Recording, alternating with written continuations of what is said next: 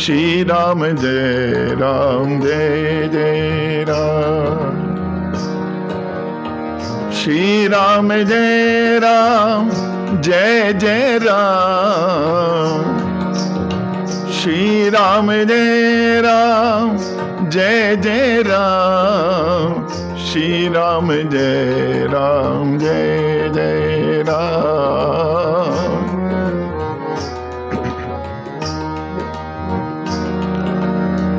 श्री राम जय जय राम।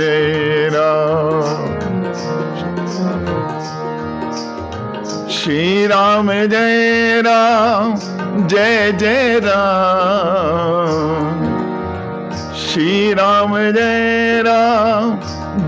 जय राम। श्री राम जय जय राम। श्री राम जय जय राम।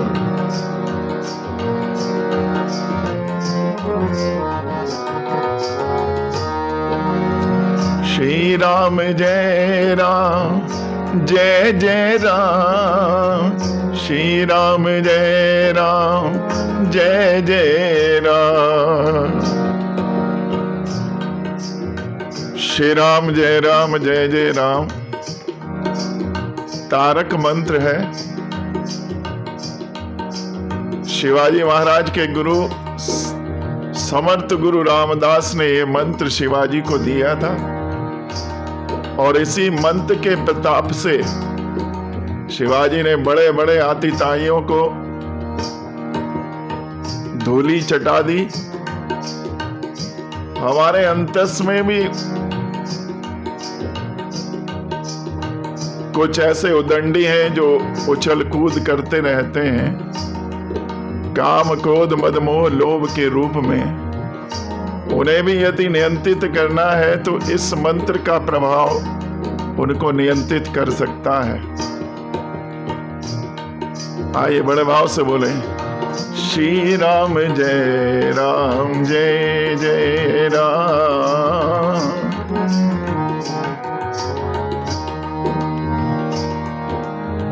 श्री राम जय जय राम। श्री राम जय जय राम। श्री राम जय जय राम। श्री राम जय जय राम।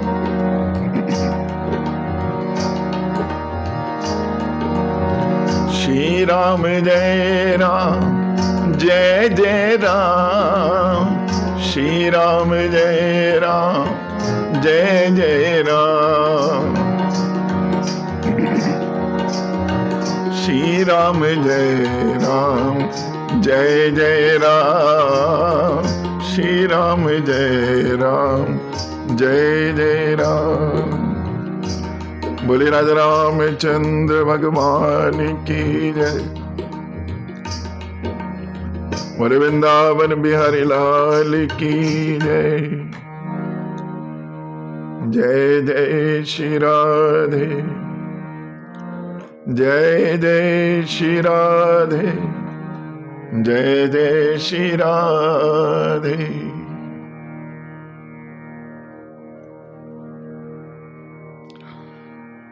भारतीय इतिहास में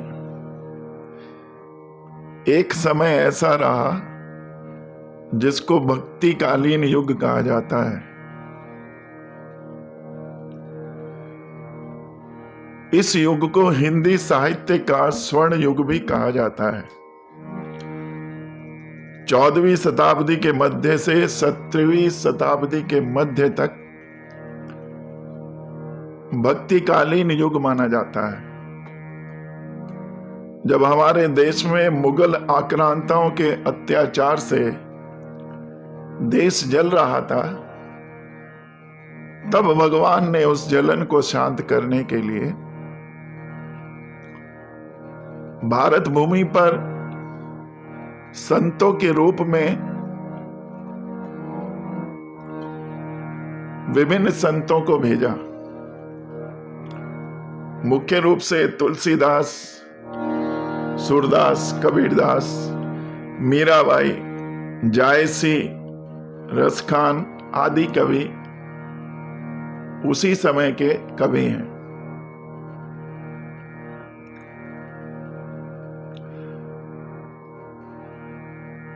इस काल को हिंदी साहित्य का स्वर्ण युग भी कहा जाता है।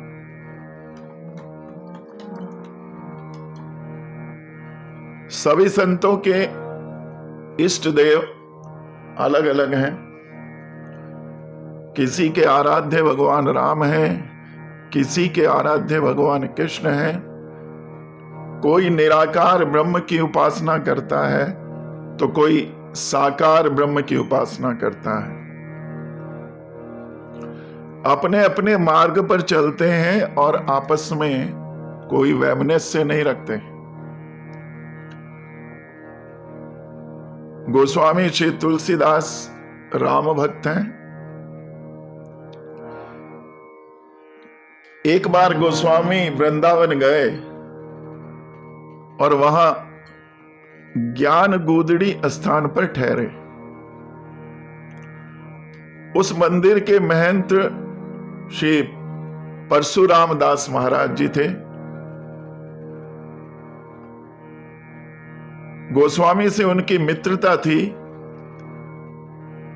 श्री तुलसीदास जी उन्हीं के पास जाकर ठहरे। रात्रि में विश्राम हुआ। सुबह मंदिर के पट खुले, पूजा आरती हुई। सभी ने भगवान को दंडवत किया। श्री तुलसीदास जी महाराज ने भी श्री भगवान कृष्ण को दंडवत किया।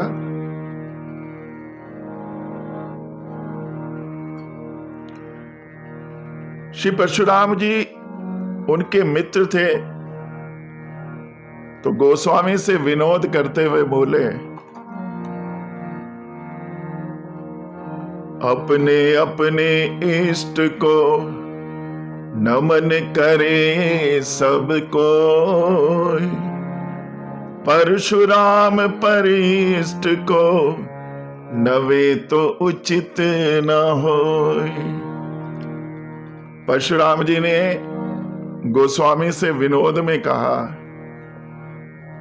कि अपने अपने इष्ट देव को यदि नमन करें तो उचित है, दूसरे के इष्ट को नमन करना उचित नहीं लगता।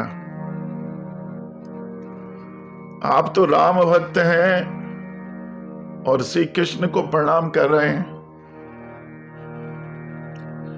श्री तुलसीदास जी बोले, हम तो श्री कृष्ण के भी उपासक हैं और राम जी के भी उपासक हैं। श्री कृष्ण में भी श्री राम को ही देखते हैं। तो कहा नहीं, राम जी को ही प्रणाम करना चाहिए। तब गोस्वामी ने कहा कहूं छवि आज की भले बने हो नाथ, तुलसी मस्तक नवत है धनुष बाण ले हो हाथ।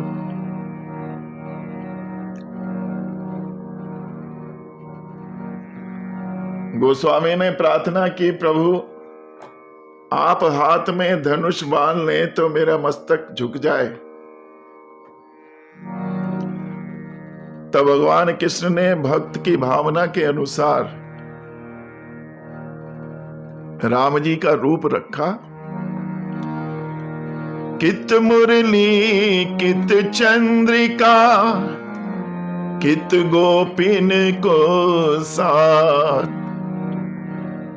अपने जन के कारणे श्री कृष्ण भये रघुनाथ। भगवान तो भक्त की बात टाल ही नहीं सकते। धनुष बाण लेकर प्रकट हो गए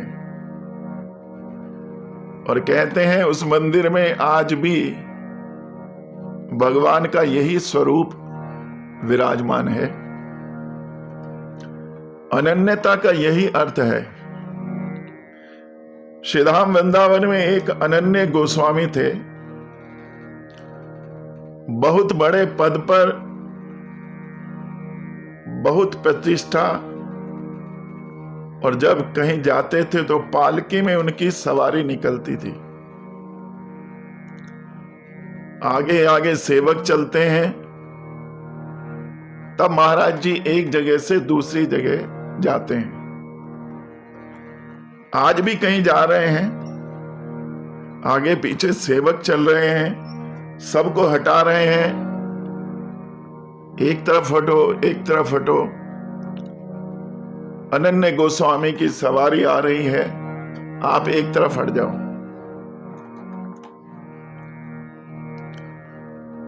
लेकिन एक मस्त मलंग रास्ते में खड़ा है, वो नहीं हटा। लोगों ने कहा, भाई आप हट जाओ, जानते नहीं कौन आ रहे हैं। उसने कहा, नहीं, मुझे नहीं मालूम कौन आ रहे हैं। तो सेवकों ने कहा कि अनन्य गोस्वामी आ रहे हैं। तो मस्त मलंग कहने लगा कि कह दो कि हम नहीं हटेंगे। क्यों? कि गोस्वामी से जाकर कह दो कि फनन्य स्वामी खड़े हैं, अनन्य आ रहे हैं तो फनन्य खड़े हैं, और वो रास्ते से नहीं हटे। नहीं हटा तो अनन्य गोस्वामी पालकी से उतरकर स्वयं आए और पूछने लगे कि आप फनन्य कैसे हैं? ये नाम तो बड़ा अटपटा लग रहा है, पहले कभी सुना नहीं। तो उसने पूछा कि आप अनन्य कैसे हैं? अनन्य गोस्वामी ने कहा, हम श्री कृष्ण के अतिरिक्त किसी को नहीं देखते हैं। उस व्यक्ति ने कहा कि हम फनन्य ऐसे हैं कि आप श्री कृष्ण के अलावा स्वीकार तो करते हैं कि कोई है। हम फनन्य ऐसे हैं कि श्री कृष्ण के अलावा भी कोई इस संसार में है, ऐसा स्वीकार ही नहीं करते। सच में अनन्यता तो इसी को कहते हैं। बिंदु महाराज भी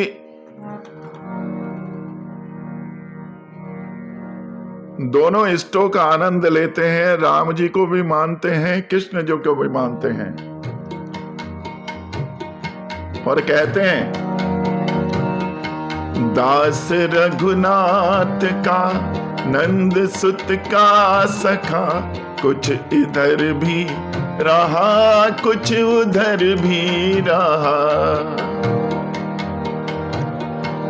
दास रघुनाथ का नंद सुत का सखा, कुछ इधर भी रहा कुछ उधर भी रहा।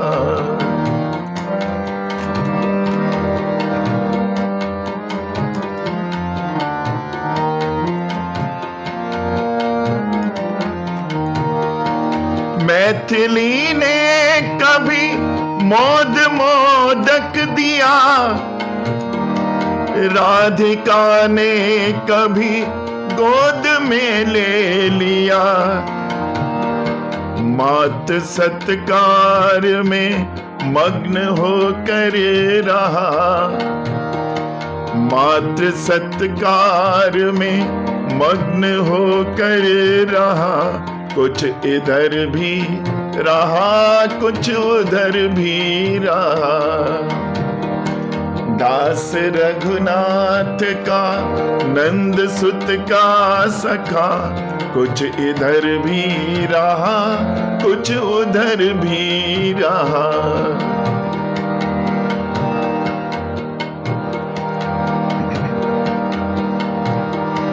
खूब ली है प्रसादी अवध राज की, खूब झूठन मिली यार बजराज की। भोग मोहन चखा खूब माखन चखा, भोग मोहन चखा, खूब माखन चखा, कुछ इधर भी रहा, कुछ उधर भी रहा।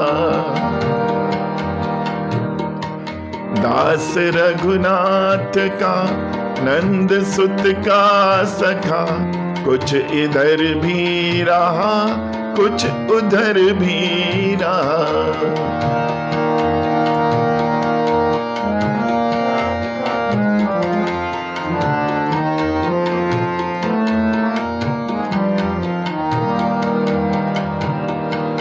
कोई नर ना इधर ना उधर ही रहा,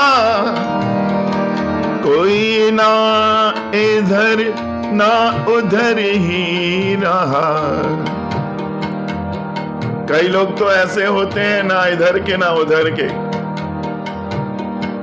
किसी तरफ श्रद्धा नहीं बन पाती। आज किसी देवता को पूजते हैं, कल किसी देवता को पूजते हैं।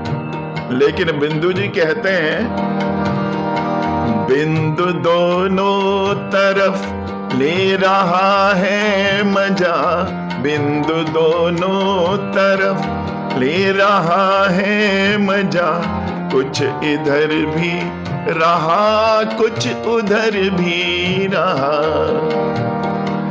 दास रघुनाथ का, नंद सुत का सखा, कुछ इधर भी रहा, कुछ उधर भी रहा। श्री तुलसीदास महाराज चित्रकूट से वृंदावन आए। वहां भगवान कृष्ण के अनन्य भक्त सूरदास जी उनके मित्र हैं। सूरदास जी से भेंट हुई। सूरदास जी भगवान कृष्ण के भक्त हैं। गोस्वामी विनोद में सूरदास जी से अक्सर कहते हैं कि तुम्हारा जो इष्ट है उसका कोई ठिकाना नहीं है। बाबा कभी किसी के घर चोरी करता है, कभी किसी के घर चोरी करता है। तुम ऐसा करो, हमारे राम जी की शरण में आ जाओ और तुम्हारा कल्याण हो जाएगा। लेकिन सूरदास जी का भाव तो भगवान कृष्ण में है। सूरदास जी कहते हैं, नहीं, हमारे गोपाल जी ही ठीक हैं, हम जहां हैं ठीक हैं। सूरदास जी अपने गोपाल जी की बड़ाई करते हैं और तुलसीदास जी अपने इष्ट की बड़ाई करते हैं। दोनों में परस्पर विनोद चलता रहता है। एक दिन गोस्वामी कहने लगे कि सूरदास जी ऐसा करते हैं, दोनों को तराजू में तोल कर देख लेते हैं। मैं अपने राम जी को लेकर बैठ जाऊंगा और दूसरे पलड़े में तुम अपने श्याम जी को लेकर बैठ जाना। जिसका पलड़ा भारी रहे समझ लेना कि वो इष्ट श्रेष्ठ है। राम जी का पलड़ा भारी पड़ा तो तुम राम जी की शरण में आ जाना और राम जी के पद गाने शुरू कर देना। और यदि श्याम जी का पलड़ा भारी पड़ा तो मैं श्याम जी की शरण में आ जाऊंगा और तुम्हारे साथ मैं भी श्याम जी के पद गाने लगूंगा। समय और स्थान नियत हो गया। एक पेड़ की डाल पर बड़ी तराजू लगाई गई। सूरदास जी ने अपने गोपाल जी को गोद में लिया और जय हो गोपाल जी की कहकर पलड़े में बैठ गए।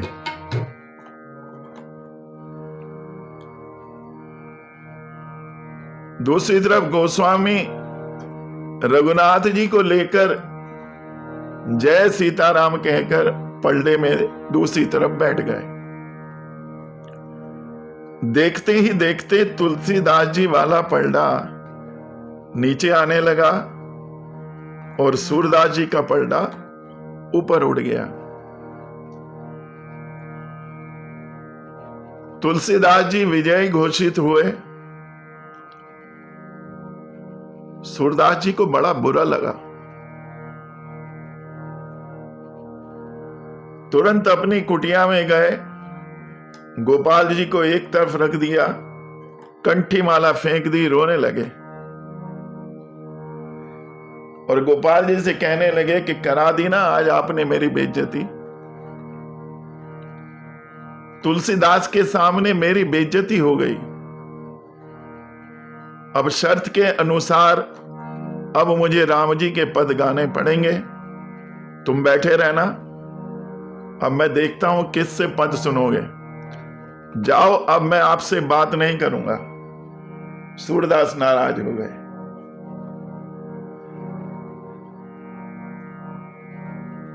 और भगवान इतने सरल हैं कि भक्त की नाराजगी नहीं झेल पाते हैं। गोपाल जी प्रकट हो गए, कहने लगे बाबा आप नाराज ना होइए, पलड़ा तो आपका ही भारी था, पर आपने थोड़ी सी गलती कर दी। अब बाबा थोड़ा सचेत हुए और पूछा क्या गलती की। गोपाल जी ने कहा देखो, तुलसीदास जब बैठे तो जय सीताराम बोलकर बैठे, और आप जब बैठे तो जय गोपाल जी के बोलकर बैठे। अब देखो, सीताराम दो लोग हैं और वो वयस्क भी हैं, और मैं अकेला, वो भी बाल रूप में, छोटा सा बालक। इस कारण उनका वजन भारी हो गया और वो जीत गए। बाबा एक काम करो, दोबारा प्रतियोगिता करो और इस बार बोलना जय मेरे राधे श्याम, और फिर देखना यदि आपकी हार हो जाए तो जो आप कहेंगे मैं आपकी सेवा में हाजिर हो जाऊंगा। हाँ, एक काम और करना, 2-4 मटकी माखन की भी रख लेना। सूरदास जी प्रसन्न हो गए, आंसू पोंछे और एक नई आशा के साथ तुरंत गोस्वामी की कुटिया में गए और कहा कि दोबारा प्रतियोगिता करते हैं एक बार फिर से। तुलसी बाबा हंसने लगे। तुलसी बाबा ने सूरदास जी को गले लगाया और बोले बाबा, इन दोनों में कोई बड़ा छोटा नहीं है, मैं तो आपसे मजाक कर रहा था। राम चरित्र परम पवित्र, कृष्ण चरित्र अति विचित्र। राम और कृष्ण में कोई भेद नहीं है।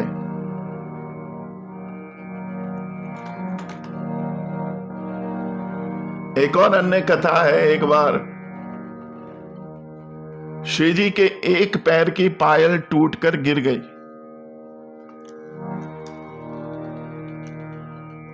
और सूरदास जी को मिल गई। श्री जी दौड़ी दौड़ी आई और बोली बाबा, मेरी पायल आपके पास है, मुझे वापस दे दो। अब बाबा के बाह्य चक्षु तो खराब है, लेकिन अंतर चक्षु खुले हुए हैं, और जिसके अंतर चक्षु खुले होते हैं वो भगवान को तुरंत पहचान जाता है। हम लोग भी जब मंदिर में जाते हैं तो जिन आंखों से संसार दिखता है उनको बंद करके बैठते हैं, ताकि अंतर चक्षु खुल जाए और भगवान दिख जाए। सूरदास जी पहुंचे हुए संत हैं, पहचान गए, बोले लाली पहले दूसरे पैर की पायल दिखाओ, तब ये पायल वापस दूंगा। जैसे ही श्री जी ने पायल दिखाई, सूरदास जी ने चरण पकड़ लिए।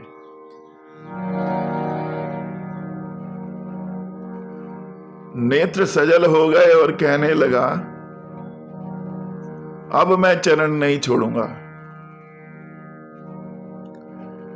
कन्हैया भी दूर खड़े ये नजारा देख रहे थे। दूर से ही कन्हैया ने इशारा किया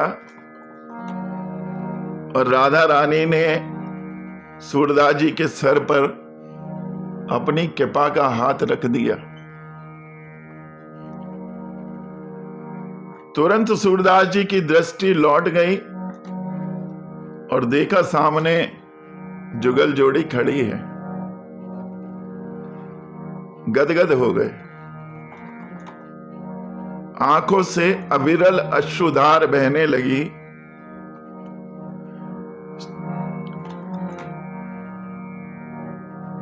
सूरदास से पूछा, बाबा जो मांगना चाहो मांग लो।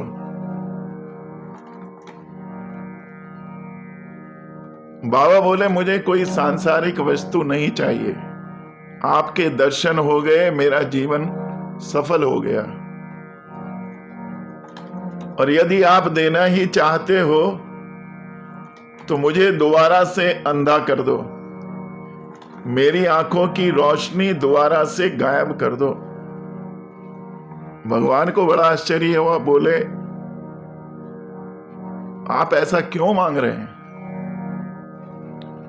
सूरदास जी बोले, अब जगदीश को देख लिया तो जग को क्या देखना, जग तो मिथ्या है।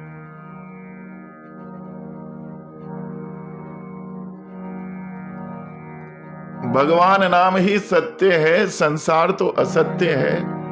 और आज मैंने सत्य को देख लिया तो अब उस असत्य को नहीं देखना चाहता।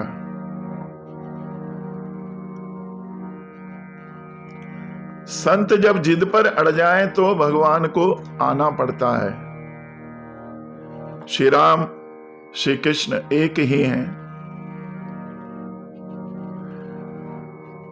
फर्क भाव का है, जो जिस भाव से भजता है, जिस रूप में भजता है, भगवान उसको उसी रूप में मिल जाते हैं।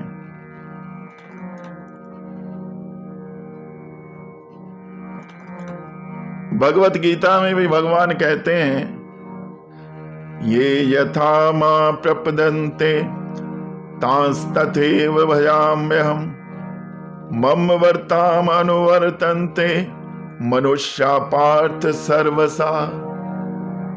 भगवान कहते हैं कि जो मुझे जिस भाव से भजता है, जिस रूप में भजता है, मैं उसी रूप में उसी भाव से प्रकट हो जाता हूं।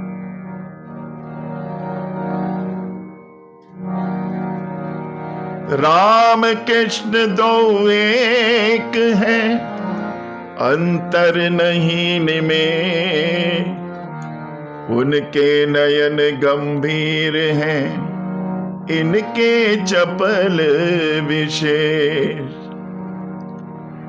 अर्थात श्री राम और श्री कृष्ण एक ही है, अंतर कोई नहीं है। वैष्णव जनों को राम कृष्ण दोनों की उपासना करनी चाहिए और नित्य प्रति भगवान का कीर्तन करने चाहिए।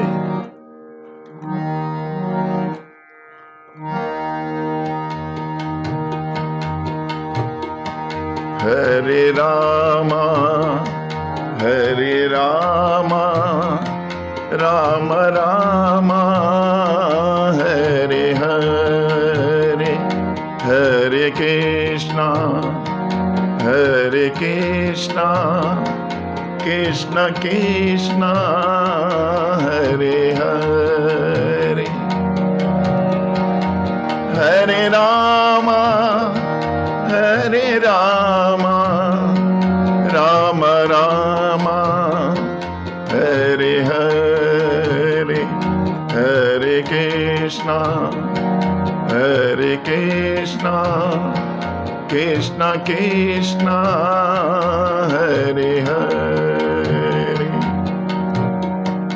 बोले सियावर रामचंद्र भगवान की जय, वृंदावन बिहारी लाल की जय, पवन सुत हनुमान की जय, शंकर भगवान की जय, सब संतन की जय।